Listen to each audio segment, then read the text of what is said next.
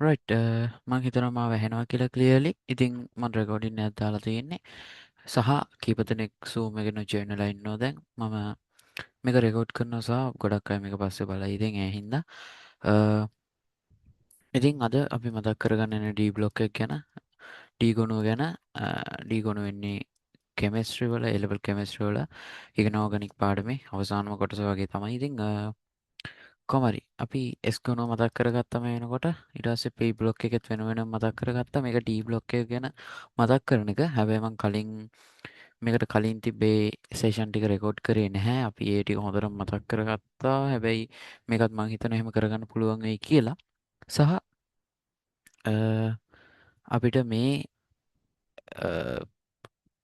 කරන්න යන වැඩේ කියන්නේ D බ්ලොක් එක රෙකෝඩින් කරගන්න පුළුවන් වෙන නිසා මේක අපි YouTube එකට අප්ලෝඩ් කරන්න තමයි හිතාගෙන ඉන්නේ. ඉතින් ඔයා මේක YouTube එකට බලනවා නම් යා ඔයාලට මෙහෙම බලා ගන්න පුළුවන් වෙලා තියෙන්නේ. ඒ නිසා ඉතින් මේ එතකොට මම චුට්ටක් ඉන්ට්‍රොඩක්ෂන් එකක් ගත්තේ මේ වැඩේ එහෙම වෙන හින්දා නැත්තම් වෙනද කරගෙන යන එකක් කරන්නේ. හරි.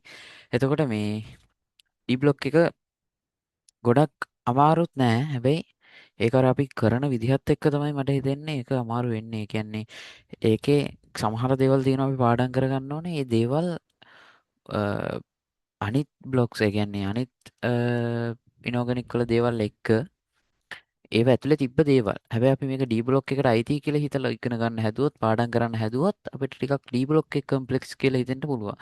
ඒ නිසා අපි කරන්න ඕනේ මේකට අවශ්‍යම ටික විතරක් බලා ගන්න එක සහ එතකොට අනිත් දේවල් වෙන වෙනම ඒ විදිහට බලා ගන්න එක අපි බෙදාගෙන කරන එක තමයි ගොඩක්ම ලේසි වෙන්නේ. ඉතින් මුලින්ම වැඩේට ඒ කියන්නේ වැඩේටම අපි යමු සහ මං කියනවා මේකේ දැන් මේක මාත් රිවයිස් කරගන්න වැඩක්. එතකොට හැමදාම කියනවා වගේ මේකෙදි මට වැරදි වෙන්න පුළුවන් සහ උපරිම අඩු කරගන්න බලන්නේ දැන් අර කලින් තරම්ම වෙන්නෙත් නැති තරම් පුරුදු නිසා. ඉතින් මේ ඒත් එක්කම අනිත් දේ තමයි මේ අ, මොකද්ද අර තියරි කියලා මේකේ තියරි අපි කතා කරන්නේ නැහැ ගොඩක් මේ ඒ කියන්නේ ගැඹුරටම බහලා කතා කරන්නේ නැහැ. උදාහරණයක් විදියට අපිට ඉතින් කතා කරනවා නම් දැන් පළවෙනි කොටස D බ්ලොක් එකේ තියෙන ආන්තරික ලෝහ, ආන්තරික නොවන ලෝහ වගේ දේවල් නේ. එතකොට ඒව අපිට ඉලෙක්ට්‍රෝන වින්‍යාස වලිය එළිය මේක වෙන්නේ මෙහෙමයි, මේක වෙන්නේ මෙහෙමයි කී කී අපිට හදාරන්න පුළුවන්. හැබැයි එච්චර දුර මං කරන්න යන්නේ නැහැ. මොකද ඒක නෙමෙයි මෙතන වෙලාවේ වැදගත් වෙන්නේ. ඒ නිසා සහ ඒක කරනවා නම් කරන්න පුළුවන් මට ටිකක් try කරලා ඒ ටික මෙහෙම මෙහෙමයි කියලා හිතාගෙන. හැබැයි සමහර දේවල් මටත් බෑ. හැබැයි මම දැන්ටත් මිනිත්තු කිහිපයක් ගත්තේ මේක ගැන කියන්න මේ ඒ දේවල් අපි කතා කරන්නේ අපි කතා කරන්නේ එච්චර එහෙම හිතාගෙන ඉස්සරහට මොකද වැදගත් නෑ කියන්නේ වැදගත් වෙන්නත් පුළුවන් සමහර දේවල් හැබැයි ඊට වඩා මේ වෙලාවේ වැදගත් දැන් ඒකත් කියනවා නම් මෙහෙම දේකුත් තියෙනවා මෙහෙම දේකුත් තියෙනවා හැබැයි එකම වෙලාව නම් ඔයාලට මේ දේකටම යන්නේ හැබැයි එකවර එකයි නම් කරන්න පුළුවන් ඔයා මේ දේ කරලා නිකන් ඉන්නේ නේ කරන්නේ මේ දේ කරත් ඔයාලට මේකට වඩා ප්ලස් ගන්න පුළුවන් තමයි හැබැයි ඔයා ඒක කරන්නේ නැහැ නේ අන්න ඒ වගේ දේවල් මම කියන්නේ අර ලකුණු 90 මට්ටමේ වගේ ඉන්න කෙනෙක්ට එතනින් එහා තව ටික යන්න ඉතින් ගොඩාක් දේවල් කරන්න බෑ. ඒතකොට මේ දේවල් මොනවද වගේ ඒවා හදාරන්න එක අපි මේ වෙලාවේ කරන්න ඕනේ නැහැ මං හිතන විදිහට. ඉතින් අපි පුළුවන් උපරිම ලකුණකට යන කෙනෙක් විදිහට තමයි එහෙම කෙනෙක් නම් වීඩියෝ එක බලනවා නම් තමයි මං කියන්නේ. සහ මේ දැන් Zoom එකේ ඉන්න කට්ටියත් කියන්නේ එහෙම වෙනවා නම් තමයි හොඳ. ඉතින් වෙනදා නම් අපි Zoom එකේ කතා කරලා කරා කට්ටිය. අද ටිකක් කට්ටිය අදිමදිත් කරා Zoom එකේ කියන්නේ රෙකෝඩින් නැත් දාන හින්දාමද මන්ද. කොහොම හරි කමන්නේ අපි බලාගෙන යමු chat එකට දාන්න මොකක් කර තිබ්බොත් හරියද. මම ටිකක් වෙනදාට වඩා චුට්ටක් වෙනස් වගේ තේරෙන තේම තමයි ඉතින් රෙකෝඩින් නැද්දම පොඩ්ඩක් වෙනස් එකක් එනවනේ. හරි කමන්නේ. හරි. ඒතර අපි D ගුණය තමයි කතා කරන්න යන්නේ. මුලින්ම අපිට D ගුණයේ වැදගත් දෙයක් තමයි තියෙන ආන්තරික ලෝහ සහ ආන්තරික නොවන ලෝහ. එතකොට මේ ටිකක් ලියන්න අමාරුයි. මම මවුස් එකෙන් ලියන්නේ. ආන්තරික ඒවයි ආන්තරික නොවන ඒවයි මෙතන වැදගත් වෙන්නේ ආන්තරික නොවන එකට තියෙන්නේ සිංක් විතරයි. ඒක තමයි අපි මතක තියාගන්න ඕනේ එකම දේ. 3D ගොනුව කියලා අපි මේ ඉගෙන ගන්න එක කියන්නේ D ගොනුව කොටස් ගොඩාක් තියෙනවා. හැබැයි අපි අර 3D ගොනුව කියන කොටස විතරයි මේක ඉගෙන ගන්න. ඒතකොට 3D ගොනුවට අනුව සිංක් විතරයි ආන්තරික නොවන ලෝහයකට තියෙන අනිත් ඒවා ආන්තරිකයි කොහොම බැලුවත්. ඒක තමයි පළවෙනි දේ වැදගත්ම මතක තියාගන්න. අපි ඒක චූට්ටක් පැත්තකින් ඕනනම් දාගමු. ආන්තරික අ, නොවන එකට තියෙන්නේ සිංක් විතරයි අපි මේ කතා කරන සීමාව ඇතුලේ. හරිද? එතකොට ඊළඟට තමයි අ, තව දෙයක් තියෙනවා. සිංක් කියන එක ගැන කොහොමද අපි මුලින්ම කතා කරන්නේ. එතකොට මේ සිංක් කියන ලෝහය ඒ කියන්නේ මේ සිංක් කියන එක පාට පෙන්වන්න නැති නිකන් ඒකට කියනවා අවර්ණ පැත්තට බර ලෝහයක්. අපි හැම මේ දැන් ඩී ගොනුවේ මේ කතා කරන මේ මූලද්‍රව්‍ය වල අපි කතා කරනවා නිකන් කල වයිබ් එකක්. එක්සාම්පල් කොපර් ගත්තාම අපි කොපර් වලට කියනවා නිල් පාට වයිබ් එකක් තියෙනවා කියලා. ඒ කියන්නේ හැම එකම නිල් නෙමෙයි. හැබැයි නිල් වලින් යන ළඟ වයිබ් එකක් තියෙනවා. අන්න ඒ වගේ මේ සිංක් වලට ළඟ වයිබ් එක තමයි අවර්ණ. එහෙම නැත්නම් සුදු. අන්න ඒ නිසා අපි කියනවා මේ ආන්තරික නොවන එක අපි මේ මතක තියාගන්න කියනවා ආන්තරික නොවන මෙන්න මේ සිංක් ඒ කියන්නේ ආන්තරික නෙවෙයි නම් පාටක් නෑ වගේ එකක් අපි මතක තියාගන්නවා. එතකොට ඒකත් ඒ පැත්තෙනුත් ලේසි. ඒ කියන්නේ ආන්තරිකයේ වනිත් ඒවා ඒ ආන්තරික හැම එකම වර්ණයක් පෙන්වනවා කියන එක. තේරෙනවද? ඒක මේකට කිසිම සම්බන්ධයක් නැති වෙන්න පුළුවන්. ඒත් අර මතක තියාගන්න එකනේ වැදගත්. එතකොට අපි මේ විදිහට ඒක මතක තියාගන්නවා. හරිද? හරි. එතකොට ආන්තරික ලෝහ වලට වර්ණ තියෙනවා ආන්තරික නොවන එකට වර්ණයක් නෑ වගේ එකක් අපි මතක තියාගන්නවා. හරිද? ඒක තමයි අපිට මේන්ලි වැදගත් වෙන්නේ. ඉතින් ඊට පස්සේ අපි සිංක් වල කතාවට ගෙලින්ම බහිමු. ඩීගොනුවේ පළවෙනි අ, මූලද්‍රව්‍ය විදිහට අපි කතා කරන. ඇත්තටම මේක පිළිවෙලකට නෙමෙයි මෙතනදී කතා කරන්නේ. අපිට පිළිවෙලට කතා කරනවා නම් යන්න ඕනේ ඇවිල්ලා මේ මොකද්ද SC ඉඳන් ඊට පස්සේ අපිට යන්න තියෙනවා ටයිටේනියම් ඊට පස්සේ වැනේඩියම් ඔහොම යන්න බෑ. අපි එහෙම නෙමෙයි කතා කරන්නේ අද. අපි කතා කරන්නේ අනිත් පැත්තේ ඉඳන්. මේ පැත්තේ සිංක් තියෙනවා. ඒකට හේතුවක් තියෙනවා. ඒක තමයි ලේසි විදිය. ඒකයි කොපර් තියෙන ඔහොම. අපි පැත්තකින් ඕනනම් දාගමු කතා කරන ටික. සිංක් කතා කරනවා අපි. ඊට පස්සේ අපි කොපර් කතා කරනවා. අ, ඊට පස්සේ අපි නිකල් කතා කරනවා. ඊට පස්සේ අපි මම ලියාගෙන යන්නම් වෙලා යනවා නැත්තම්.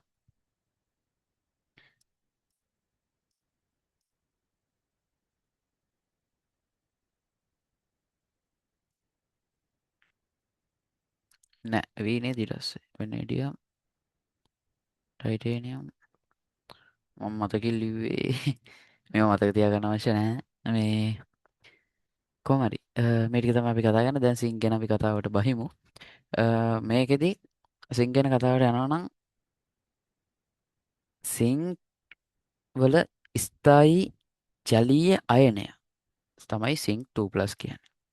සිංක් වල ස්ථායි අයනය සිංක් 2+ කියන්නේ. අපි දන්නවා සිංක් කියන්නේ උභයගුණික ලෝහයක්. අපිට උභයගුණික ලෝහ පහක් තියෙනවා. ඒ අතරින් සිංක් එකක් අපේ මේක බැක් වුණා. හරි උභයගුණික ලෝහයක්. එතකොට සිංක් කියන්නේ ලෝහයක්. සමහර කට්ටිය හිතන් ඉන්න උභයගුණික ලෝහ කියන්නේ ලෝහ නෙවෙයි කියලා. ලෝහ ඒවා ලෝහ මේ ලෝහ නෙවෙයි. සිංක් කියන්නේ උභයගුණික ලෝහයක් කියන්නේ ඒක ලෝහයක්. හරිද? එතකොට සිංක් කියන්නේත් ලෝහයක්ම තමයි. එතකොට මේ 3D ගුණය ගැන අපි මේ D බ්ලොක් එකේ කතා කරන ආන්තරික නොවන එකම මූලද්‍රව්‍යත් මේක. ඉතින් අපි ඒක මෙතනත් කතා කරා. ඒත් එක්කම මේකේ අපි ද්‍රාවණ අවක්ෂේප ගැන කතා කරන්න යමු. ඉතින් මේක මේන්ලි ද්‍රාවණ අවර්ණ විදිහට තියෙන්නේ. ලියන ටිකක් අමාරුයි. කියාගෙන යන් මේ අපි ඊළඟට සූත්‍ර ටික ලියද්දි මේ කියන්නේ රසායනික සූත්‍ර ලියද්දි අපි බලමු මේකේ පාඩ ටික ගැන වැඩිපුරත් එක්ක. හරි. අපි එහෙනම් ප්‍රතික්‍රියා පැත්තට යමු. සූත්‍ර කියලා මම අදහස් කරේ ප්‍රතික්‍රියා. හරිද? අපි මේ පැත්තට යමු. එතකොට අපිට ලේසි උඩ ටික හැම තියාගමු. හරිද? අපි එතකොට සිං ගැන තමයි කතා කරන්නේ. හරි. සිංක් වල කතාව ගත්තාම සිංගල සිංක් වල සංගත සංකීර්ණ ජලය සමග හදන එක අපිට ගන්න පුළුවන් සිංක්. අපි දන්නවා ජලය 6ක් එක්ක තමයි මේ සංගත සංකීර්ණ හදන්නේ මේ විදිහට. එතකොට සිංක් වල අපි දැක්කා 2+ කියලා අයන මේ අයනයක් තියෙන්නේ. එතකොට මේකට අපි 2+ කියලා මේ විදිහට දාන්න පුළුවන්. ඉතින් සංගත සංකීර්ණයක් කියන දැන් මේ කොටු වරහන් එනවා කියන්නේ අපි මේ D බ්ලොක් එකේ ලේසින් අඳුර ගන්නවා. ඒක ජලීය ද්‍රාවණයක්. ඒ කියන්නේ එක්වස් එකක් කියලා අපි ගන්නවා ලේසියෙන් කොටු වරහන් දාලා මේ වගේ සංගත සංකීර්ණ හදද්දී අපි එක්වස් එකක් කියලා සාමාන්‍යයෙන් මේ D බ්ලොක් එකේ ගන්නවා. ඒක තමයි A level වලට නිකන් අර මතක තියාගන්න තියෙන ලේසි ක්‍රමය. ඉතින් ඊළඟට අපිට බලන්න තියෙන ක්‍රමයෙන් OH- හෝ NH3 එහෙම නැත්නම් NH4OH. ඒ කියන්නේ ක්‍රමයෙන් අපි මෙහෙම ලියමු ක්‍රමයෙන් OH- O NH3 දැම්මහම මොකද වෙන්නේ කියලා. මේක ක්‍රමයෙන් දාද්දි වෙනස් සහ ඒක වැඩිපුර දාද්දි. ඒ කියන්නේ ක්‍රමයෙන් දාලා තමයි වැඩිපුර දාන්නේ. හැබැයි අර යම්කිසි මට්ටමකට ආවම වැඩිපුර දානවා කියනවනේ. එතකොට මේ වැඩිපුර දාද්දි කොටස් දෙකක් තියෙනවා. එතකොට මේක ක්‍රමයෙන් OH- දානකොට වගේ නෙවෙයි වැඩිපුර OH- දානකොට වෙනම එකක්. සහ වැඩිපුර NH3 දානකොට වෙනම එකක් තමයි අපිට බලා ගන්න පුළුවන් වෙන්නේ. අපි ඒක ඉස්සරහට බලමු. ඉතින් මුලින් බලමු ක්‍රමයෙන් දානකොට මොකද වෙන්නේ කියලා. අපිට ක්‍රමයෙන් දානකොට බලා ගන්න පුළුවන් වෙන්නේ මේ දෙකටම එකම අවුට්පුට් එක. ඒ කියන්නේ එකම ප්‍රතිඵලයක් තමයි බලා ගන්න පුළුවන් වෙන්නේ. ඒ තමයි සිංක් එක OH- එක හදන එක. එතකොට සිංක් වල අපිට 3+ වෙන හින්දා OH3 විදියට මෙතන sorry 2+ වෙන හින්දා අපිට OH2 විදියට ගන්න පුළුවන්. ඉතින් මේකේ අවශ්‍ය නැහැ. ඉතින් මේක සුදු ජෙල මේ කියන්නේ ඉනෝගනික් නේ. එතකොට ඒ වගේ අර භෞතික තත්ත්ව අවශ්‍ය නැහැ. නමුත් මේක ඉතින් සොලිඩ් එකක්. ඉතින් අපි මේකේ පාට වැදගත් මතක තියාගන්න. අපි මේක කතා කරේ නැහැ. මේක ජලයක හදන එක අවර්ණයි. අපි සිංක් වල කතා කරා මුලින්ම සිංක් කියන්නේ පාට පෙන්වන්න අඩු කෙනෙක්. අපි නිකම්ම අර මතක තියාගන්න ක්‍රමයක් යොදාගත්තා. ඒ තමයි මේ මතක තියාගන්න ක්‍රමය තමයි යාන්ත්‍රික නෝන් ලෝහ පාට වෙන්නන්නේ නැහැ වගේ එකක්. හැබැයි ඒක ගැලපෙන්නේ නැහැ. හැබැයි මෙතන අපිට ගැලපෙනවා. එහෙම මතක තියාගත්තත් කමකුත් නැහැ. හරිද? එතකොට මේ මෙතන මෙයා අවර්ණයි. මෙයා සුදු ජෙලටනීය කියලා කියනවා අපි. ඒක නිකම් මතක තියාගන්න සුදු කැදීන් ජෙලටනීය එකක් මතක් වෙනවා. සුදු ජෙලටනීය අවක්ෂේපයක් තමයි මෙතන හැදෙන්නේ. අවක්ෂේපයක් කියන්නේ ඉතින් සොලිඩ් කියලා අපිට දාන්නත් පුළුවන් ඕනේ නම්. ඊට පස්සේ අපි බලන්න ඕනේ දැන් මේ ක්‍රමයෙන් OH- සහ ක්‍රමයෙන් මෙතන ක්‍රමයෙන් කියලා එන්න ඕනේ NH3 දැම්මහම ඇමෝනියා දැම්මහම එන මේ අවුට්පුට් එක එහෙම නැත්නම් ප්‍රතිඵලය තමයි අපි දැන් බැලුවේ. ඉතින් එතකොට මේක වැඩිපුර දාද්දි දැන් වැඩිපුර දානවා කියන්නේ ක්‍රමයෙන් දාලා ඉවර වෙලානේ දැන්.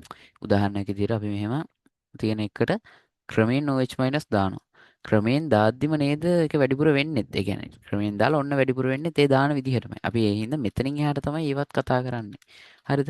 ඒතකොට මේ සූත්‍රයෙන් පටන්ගෙන මේ සමීකරණයෙන් පටන්ගෙන තමයි එතනින් එහාට යන්නේ. අපි ඊළඟට බලමු වැඩිපුර OH- බලමු. ඊට පස්සේ අපි NH3 බලමු. අපිට මේ NH3 ගැන ඕනනම් ලියන්න පුළුවන් NH4OH කියලා ජලය එකතු වෙච්ච හැදිච්ච එකක්. අපිට එහෙම දෙන්න පුළුවන් සමහරලාට. අපි ඒක දැනට කොහොම තියාගමු වැඩි කොම්ප්ලෙක්ස් කරගන්න නැතිවම වැඩේ. හරි. වැඩිපුර OH- දැම්මම වෙන්නේ මෙතන මේ OH එක OH දෙකක් නේ තියෙන්නේ දැන්. මෙතන OH හතරක් කරගෙන එයා ඒ අදාළ සංගත සංකීර්ණය හදනවා. උදාහරණයක් විදිහට දැන් මෙතන සිංක් OH2 තියෙන එක OH4 කරගෙන මේ විදිහට සංගත සංකීර්ණයක් හදනවා. එතකොට දැන් මෙතන සිංක් වල 2+ නේ. 2+ තමයි මෙතන ආරෝපණය. එතකොට මෙතන -4 වෙනවා. එතකොට මෙතන 2+ වෙනවා. මෙතන -4 වෙනවා. එතකොට මේ දෙකේ ආන්සර් එක අපිට 2- විදිහට ගන්න පුළුවන්. අන්න ඒ විදිහට මෙතන අපිට මේ සංකීර්ණයම 2- විදිහට ආරෝපණය ගන්න පුළුවන්. දැන් මේක මෙහෙමයි.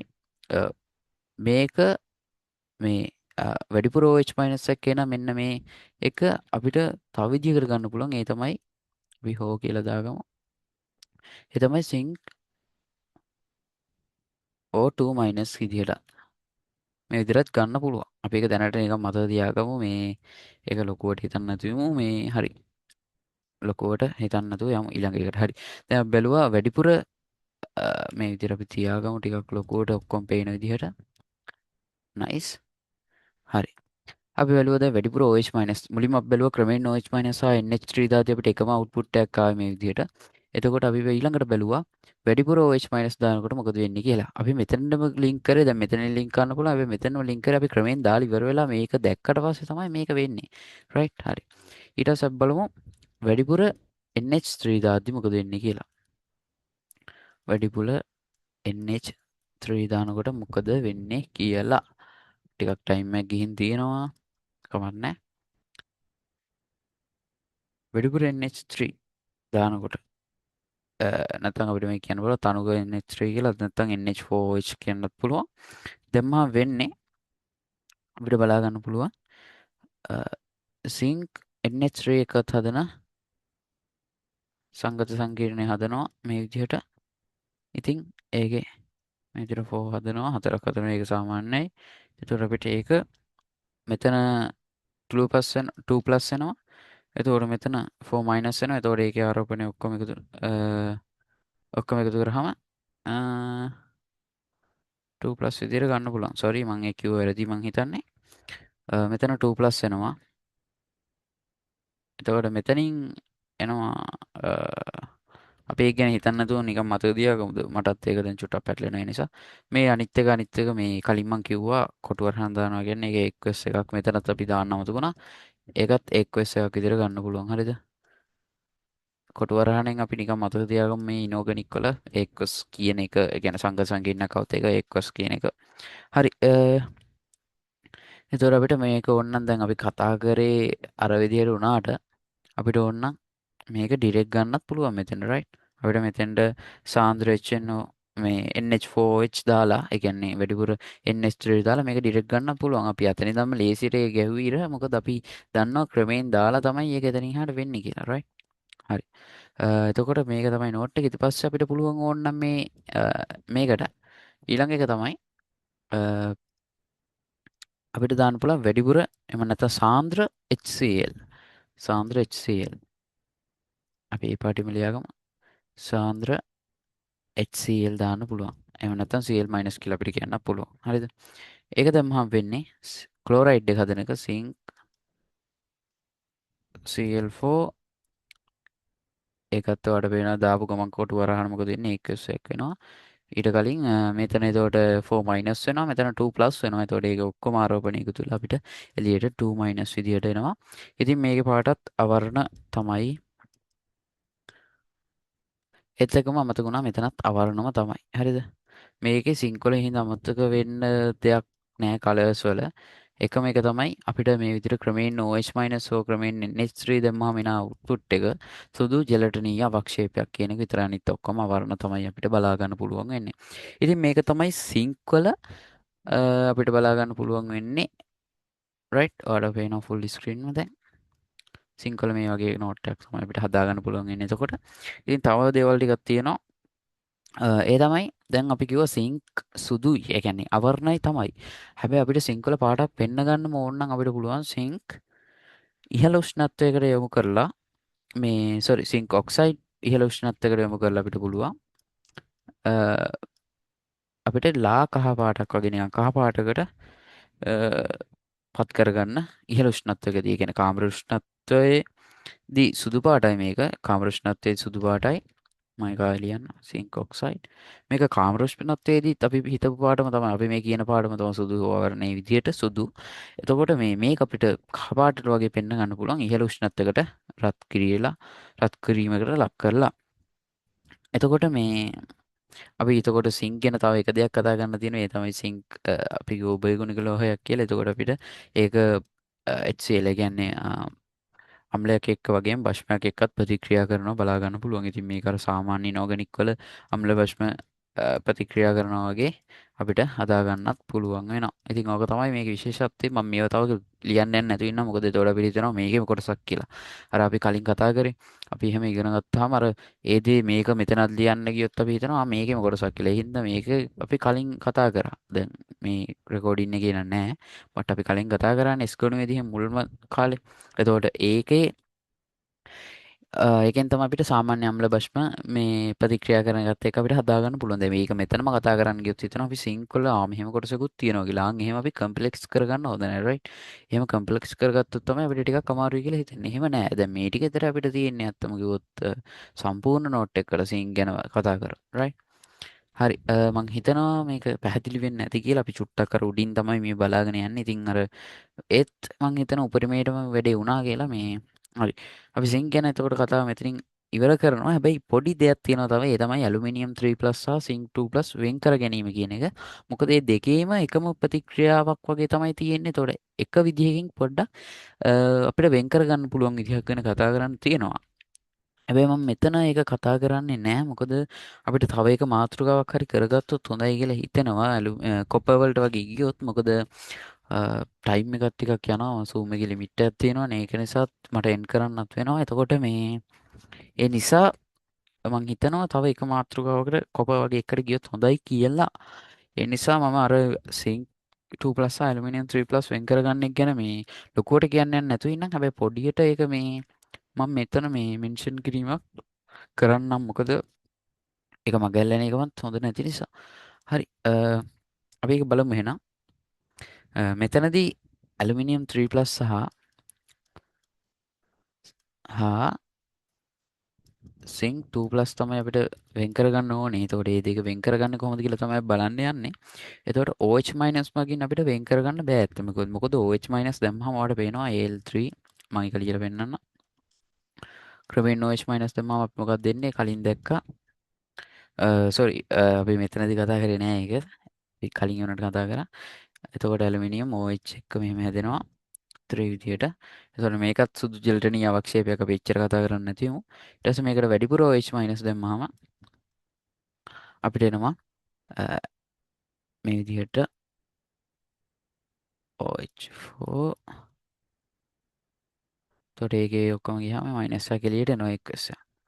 එතකොට අපි සිංක් වලට බැලුවොත් අපි දැන් කතා කරපු එක ඒ තමයි සිංක් 2+ එක මේ පාට කතා කරන්නේ නැතුව ඉන්න නැත්නම් මේක වර්ණ මේක සුදු ජෙලටනීය අපි ඒක ලියාගෙන යමු දුන්නොයි.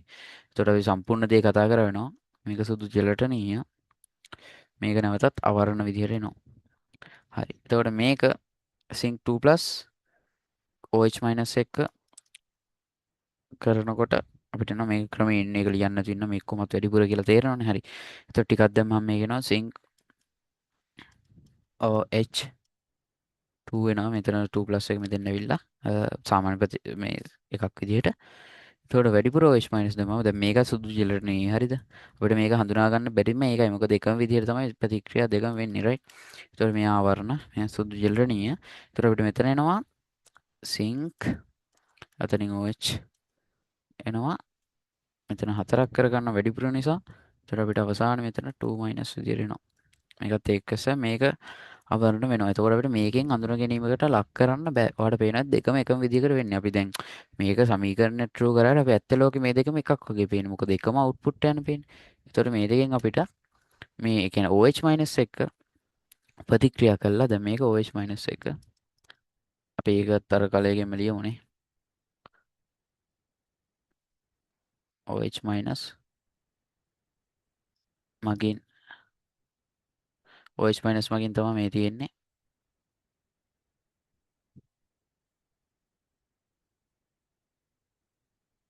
OH- මගින් තමයි මේ තියෙන්නේ. එතකොට මේ දෙකෙන් අපිට හඳුනා ගන්න බැරි වෙනවා. අපි එතකොට ලියමු මෙතන වෙන් කරගත නොහැක. වෙන් කරගන්න බෑ. හරිද? ඊට පස්සේ අපි බලමු මේකට NH3 දාලා NH3 දාලත් අපිට බලන්න පුළුවන් නේ. මෙතන තියෙන විශේෂත්වය තමයි ඇලුමිනියම් ක්‍රමයෙන් NH3 දාද්දී අපි එකක් ලියලා බලමු. ඒතකොට අපි සම්පූර්ණ එක කතා කරනවා. හරිද? මෙතන NH3 මගින්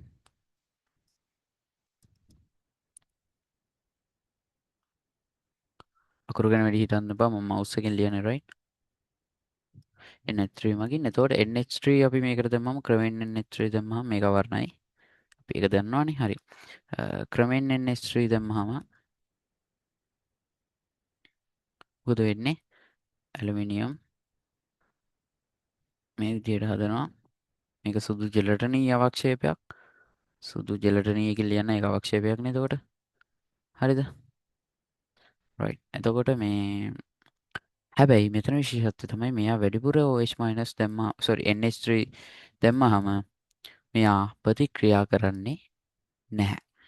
හරිද? අන්න ඒක තමයි විශේෂත්වය. එතකොට දැන් අපි අතන දැක්ක Zinc 2+ දැන් මෙතන ඒතර අපිට පාට අවශ්‍යත් නැහැ. හරියට බලුවොත් තේරෙනවනේ. ක්‍රමයෙන් NH3 දැම්මහම සිංක් අපි දැක්ක අතන OH2 ආවා. මේක සුදු ජෙලටනීය. එතකොට මේක අපි දැම්මහම වැඩිපුර NH3 මේ විදිහට අපිට ආව දැක්කා සිංක් NH3 4 ලියවෙන්නෙත් නෑ 2+ විදිහට. එතකොට මෙතන විශේෂත්වය තමයි දැන් මේකත් එක්වසයක් සහ මේකත් අවර්ණයි. මේ විශේෂත්වය තමයි ඔයාලට බලා ගන්න පුළුවන්. මේ විදිහට මෙතන විශේෂත්වය වලට පේනවා ඇති. එතකොට මෙතන අවුට්පුට් එකක් එන්නේ නැහැ. හැබැයි මෙතන එකක් එනවා. අන්න ඒ නිසා අපිට මේ දෙකෙන් අපිට ඇලුමිනියම් 3+ සහ සිංක් 2+ වෙන් කරලා හඳුනා ගන්න පුළුවන් වෙනවා. හරිද? අපි ඒකත් ලියමු. මේ විදිහට වෙන් කර හඳුනා ගත හැක. හරිද? අන්න එහෙම තමයි වෙන්නේ. රයිට් අපේ නෝට් එක ටිකක් ලොකුවට ගියා කලින් එකට වඩා. කමක් නැහැ. අපි ඔන්න ඒතකොට සම්පූර්ණයෙන් කතා කරා වෙනවා මේ දේ හරියද? ස්විං ගැන තියෙන සම්පූර්ණ දේ අපි කතා කරා. රයිට්. එතකොට අපි ආයෙත් බලනවා නම් මේ විදිහට අපි OH- දාලා බැලුවා දෙකටම OH- දැම්මම දෙකම එකම විදිහට ක්‍රියා කරා. එතකොට අපිට බලා ගන්න පුළුවන් වුණේ එකම අවුට්පුට් එකක්. එතකොට එකම අවුට්පුට් එකක් ආපු නිසා අපිට මේ විදිහට මොකද්ද මේ විදිහට අපිට වෙන් කරලා අඳුන ගන්න බැරි වුණා. ඊට පස්සේ අපි ගිහාම NH3 දාලා බැලුවා. එතකොට NH3 දාලා බැලුවම අපිට ඇලුමිනියම් ක්‍රමයෙන් NH3 දැම්මම අපි දැක්ක වැඩ කරනවා හරියට. හැබැයි ඒක වැඩිපුර දැම්මම ක්‍රියා කරේ නැහැ. සිංක් සාමාන්‍ය විදිහට වැඩිපුර දැම්මත් ක්‍රියා කරා. එතකොට අපිට බලා ගන්න පුළුවන්. වැඩිපුර දැම්මම ක්‍රියා කරන්නේ නැත්නම් ඒ කියන්නේ සුදු ජෙලටිනියම තමයි ඒ කියන්නේ එයා ඉතුරු වෙන්නේ. ඒතකොට මෙයා අවරණ දක්වා දුවනවා. මෙතන ඒ කියන්නේ අපිට සිංක් සහ ඇලුමිනියම් එහෙම නැත්නම් Al3+ සහ සිංක් 2+ කියන එක අපිට NH3 මගින් හඳුනා ගන්න පුළුවන් කියලා මේ විදිහට බලා ගන්න පුළුවන්. හරිද? එතකොට අපි සිංක් ගැන කතාව සම්පූර්ණයෙන් ඉවර කරා වෙනවා. හැබැයි අපි කොපර් ගැනත් කතා කරන්න හිටියේ. ඉතින් එතකොට අපිට කොපර් එක චුට්ටක් පස්සට ගියා. කොහොම හරි මං හිතනවා පළදායි වුණා කියලා කොහොම හරි. අපි කොපර් එකත් ඕනනම් ඇදලා දාන්න පුළුවන්. හැබැයි මං හිතනවා දැන් එක දිගට කරන එක සාර්ථක නෑ කියලා මං අනිත් දේ ගැනත් කතා කරපු එක. දෙයක් ඉගෙන ගන්නවා වගේම තමයි අපි දෙයක් උගන්වද්දි තියෙනවනේ දෙයක් නේද? ඒ කියන්නේ එක දිගට කරන එකත් සෙට් නෑ. හරි එතකොට අපි සිංක් එක හරි කරගත්තා. මෙහෙම මාක් එකක් දාගමු. සිංක් සහ කොපර් සිංක් සහ අපි මේ තුන වෙනම ඇත්තටම කතා කරන්නේ. ඒ තුන අපි ඊළඟට කතා කරමු. මේක වෙනම හින්දා තියමු. මේ විදිහට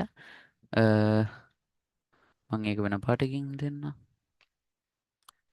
වැනේඩියම් ටයිටේනියම් මේ ටික මේ අපි වෙනම කතා කරන්නේ. එතකොට මේ සිංක් සහ ක්‍රෝමියම් තමයි අපිට වැදගත් වෙන්නේ එකම විදිහකට වෙන්නේ. ඔයාලට තේරෙයි තව ටිකක් යද්දී මේවා එක එක විශේෂත්ව තියෙනවා. දැන් අපි මේ කතා කරේ අමාරුම එකක් වගේ. කියන්නේ ටිකක් වැඩිපුර තියෙන එකක් දැන් අපි කතා කරේ. ඉස්සරහට යනකොට මෙච්චර නෑ හැම එකේම. රයිට්? මේ ටිකන විස්තරය ඇත්තටම කිව්ව සිංක් වල. ඒතර මෙච්චර නෑ හැම එකේම. එතකොට අපිට බලා ගන්න පුළුවන් වෙන්නේ කීපයයි. එතකොට අපි ඒවා කරගෙන යද්දී දැන් මේ පළවෙනි එකලුවට ගියා නම් සගියේ නැතත් ඒ කියන්නේ ඊළඟ ඒවායින් අල්ල ගන්න පුළුවන්. මේම තමයි මේ වෙන්නේ. එකම වගේ යන්නේ ඔක්කොම ටික. එතකොට මෙහෙම දැම්මම මෙහෙම වෙනවා වගේ එකක්. යස් එහෙනම් මේ දැන් මෙහෙම අපි මාක් කරගත්ත ලේසියට. හැබැයි මේවා අපි ලියන්නේ කොහොම නෙවෙයිනේ. ඒ කියන්නේ සමහරවිට අයනික සූත්‍ර විදිහට ලියනවානේ. එතකොට අයනික රසායනික සූත්‍ර විදිහට. එතකොට අපිට කොහොම නෙවෙයි ලියන්නේ. හැබැයි මේක ඔළුවේ තියෙනවා නම් අපිට ගොඩක් දෙයක් කරගන්න ගොඩක් දෙයක් ගැන හැමදේම කරගන්න පුළුවන්. හරි. එහෙනම් මම හිතනවා ඵලදායි වෙන්නේ නැති කියලා වැඩේ සෝමගේ ඊටපු කට්ටියත් කියන්න. මම මේක YouTube එකටත් අප්ලෝඩ් කරනවා. ඉතින් සමහරලාට වැරදි වෙන්නේ නැති සහ සමහරලාට පැටලින් වුණා. ඉතින් මාත් එක දැක්කා. මොකද ඉතින් මාත් මේව ඉගෙන ගන්නකම උගන්නන ගන්න කරන්නේ. ඒතකොට ඉතින් එහෙම තමයි වෙන්නේ. කොහමරි. එතකොට අපි සිංක් වල කතාව ඉවර කරගත්තා. අපි ඊළඟට ටික ටික කතා කරමු. කොහොමද මේ ඉස්සරහේව ලොකුවට අමාරු නෑ. ඒ කියන්නේ මෙච්චර දුර යන්නේ නැහැ. එතකොට අපිට ඉක්මනට කතා කරගෙන යන්න පුළුවන්. මේ තුන අපි වෙනම කතා කරන්නේ. එතකොට අපි බලමු මොකද වෙන්නේ කියලා. එහෙනම් යස් සූම් එකේ ඉන්න කට්ටිය නම් කියන්න ඔයාලගේ අදහස මොකක්ද කියලා. කතා කරන්නෙත් නෑනේ අද ඔයාලා. YouTube එකටත් දානවා. ඉතින් මම ඒක ආයෙ ආයෙ කිව්ව කොහොම හරි. හරි. එහෙනම් YouTube එක කට්ටියත් පස්සේ කමෙන්ට් එක ෂේප් එක දෙන්න. මේ කිසිම තේරුමක් නැත්නම් ආයෙ මේ වීඩියෝස් බලන්න ගන්න එපා. හරිද? සූම් එකකින් ඉන්න කට්ටියට මම කියන්නේ යාළුවා නම් කොහොමද එනේ හින්දා නෙන්නේ. මේ අපි එකතු වෙලා පාඩම් කරමු. එකතු වෙලා ගොඩ යමු. එහෙනම් yes ඒක තමයි කියන්න තියෙන්නේ. එහෙනම් මම සූම් එක අතෙන් කරනවා. yes ඔයාලගේ අදහස් කියන්න එහෙනම්. හරි. එහෙනම් හරි අපි සෙට් වෙමු.